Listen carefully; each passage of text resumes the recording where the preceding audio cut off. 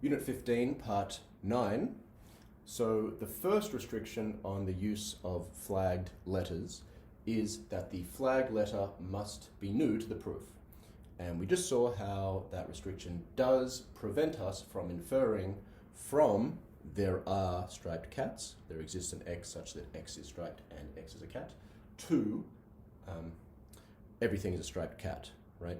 We cannot make that inference go through. We're blocked by having to follow the first restriction, first rule of flag letters, that the flag letter must be new to the proof. So we just saw that. But there are other inferences involving universal statements that we also need to block, that are also invalid, and we need to introduce another rule governing the use of flag letters to prevent these inferences. So Klenk on the bottom of page 283 and 284 gives you a couple of examples of inferences we need to be able to block. One is, some planets have rings, therefore the Earth has rings. So you've got a particular individual statement in the conclusion, LE. The other one is this one, where we're going from the premise that the Earth has intelligent life on it. So you've got the propositional function, this is LE, Lx, the propositional function, x has intelligent life, E is the individual constant, referring to the individual, the Earth, right? The Earth is an individual. So that's the premise, the Earth has intelligent life on it, and you're attempting to infer that, sorry, I shouldn't be there. You're attempting to infer that everything has intelligent life on it, right? So how do you get from there to there? So the second rule, which we need to follow, which is going to prevent this, is a flagged letter cannot appear in either the premises or the conclusion, right? So I'm only allowed to infer a universal statement by the rule of universal generalization if I have derived the appropriate instance within a UG flagged subproof, right? So I have to get the specific instance here, L something, what, A, E? I have to get a particular instance here in this quarantined subproof, right? In the separated off subproof, isolated, this individual has to be derived in this, in an isolated way or quarantined way, as Klenk explains, right? And if I've done so, then I'm entitled to infer from that from what's true of that particular individual that the same propositional function is true of every individual, right? But here, right, if I was to try to set up, say, a flagged A subproof, right, what letter am I going to use to do this? I could do flag A, but then what I would need, if I flagged A, is for this to be LA. The individual A has intelligent life on it. I have to have derived that information in a way whereby what I'm saying of A is true of any individual, LA, and then I can infer that everything has intelligent life on it. But of course I can't get LA, right? My only premise is that the particular individual, Earth, has intelligent life on it, right? But the more plausible strategy for trying to do this is, well, the information you can get from the premise is the premise itself, LE, right? But if LE is going to be the instance, right, the Earth has intelligent life on it, if LE is going to be the instance from which I make my universal generalization, right, since Lx is true of this individual, it's true of all individuals, right? That's what the UG inference is, going from a singular statement to a universal statement. That's what UG is, just by deriving it from the name, universal generalization. But I would have to, for this to be the individual from which I make the inference, this would have to be a E flagged subproof. An E flagged subproof. Flag E, flagging step for universal generalization. Not allowed to do that because restriction 2 of the 3 restrictions governing flag letters doesn't allow it. The flag letter cannot appear in either the premises or the conclusion. That's 2 of the 3 flagging restrictions. The third one you don't really need to know until unit 17 and 18, so that's after the third exam, so you don't need to know it for this part of the course, but it is, for the sake of completeness, we'll say it. Third restriction is that a flag letter cannot appear outside the subproof in which it's flagged. Okay, so because your philosophy professor is a bit of a distracted moron, through videos, Unit 15, parts 4 to 7, I had the wrong thing on the board for the very important point of strategy I was trying to teach. I think I was saying the right words, but instead of hard before easy, as it should be, I had easy before hard. So let me just clarify, don't be like your philosophy professor. Be clear that it is hard before easy. What am I talking about? Okay, we've gone through the 4 rules. We have seen that 2 of the rules are hard, 2 of the rules are easy. By hard and easy rules, those are universal instantiation and existential generalization. Why are they easy? Because there are no restrictions applied on them, right? If you think through what they say, right, given that this is true, so universal instantiation, given that something is true of everything, you're allowed to infer that it's true of some individual. You don't need to restrict that rule. It's always going to be true. Similarly, for existential generalization, e.g., one easy rule is an instantiation, UI, one easy rule is a generalization rule, e.g., right? Given that a propositional function is true of some individual, you're allowed to infer that there exists some individual for which it's true. Those are easy. There are 2 hard rules. 2 rules where if you think about what they allow you to do, they will, if left unrestricted, lead you from truth to falsity, right? They will not be valid rules unless we restrict them, right? Those are the rules of existential instantiation, right?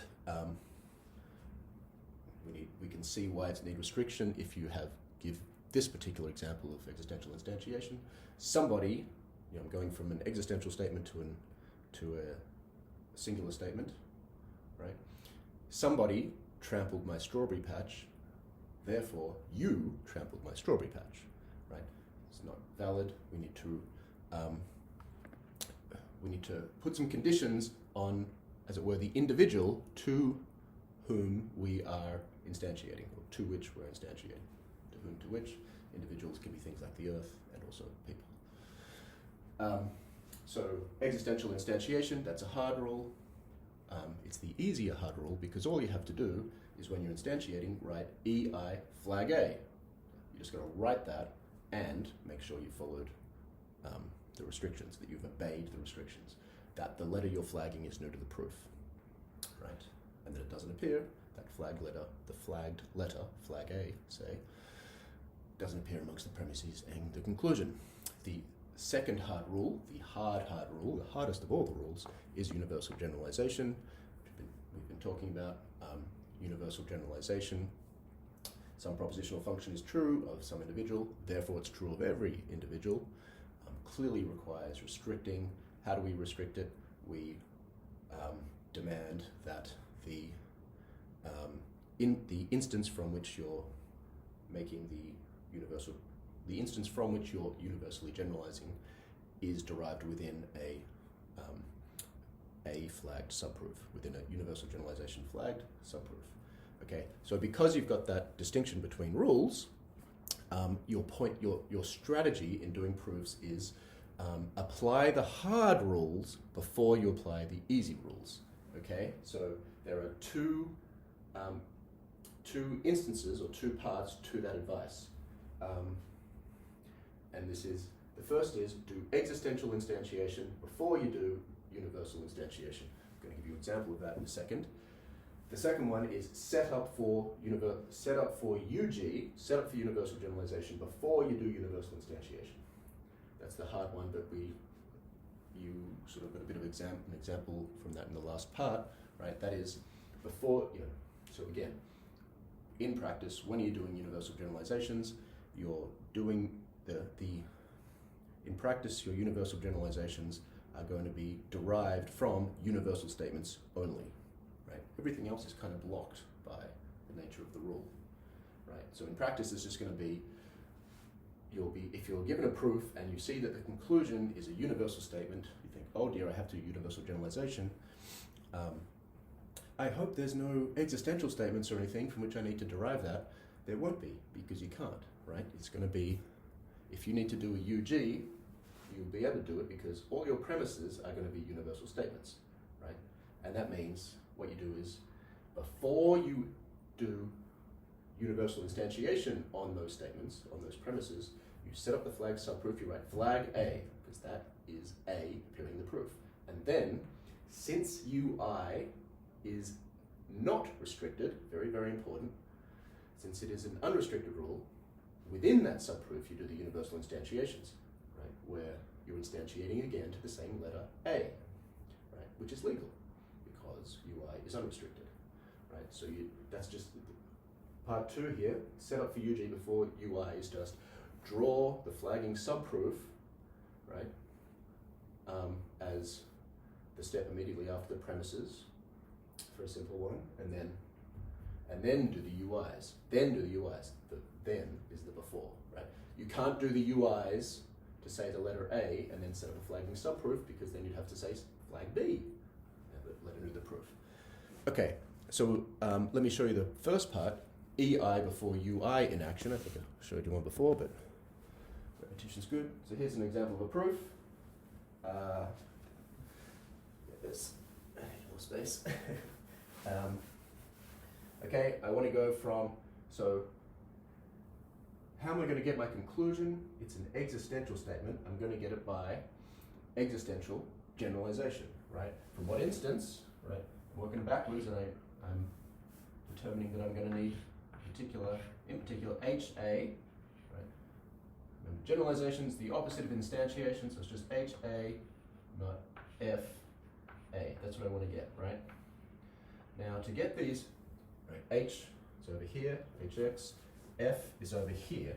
I'm going to have to combine this information, okay? The only thing I need to do to get this proof right is follow the rule. Follow that first strategy tip. EI before UI. Hard before easy. This is premise, right? Hard before easy. That is, do the instantiation before the universal instantiation, right? Because then I get what? H, A, and G, A, E, I, 2, flag, A, right? I've obeyed the rule, the flag letter is known to the proof. Now I do my UI on 1, UI on 1, I get F, A, hook, G, sorry, not G, A, right? Can I universally instantiate to A, even though A is flagged and has appeared? Yes, I can, because UI is an easy rule, right? Screaming kid, so I'll come back in a moment. Let's finish this. Okay, okay. So you've got to do EI before UI. If you try to do it the other way around, see that, right, if I did the UI first, the EI would be no good. Okay, you can do the inference from here, do the combination, and you can combine it. What's wrong with it?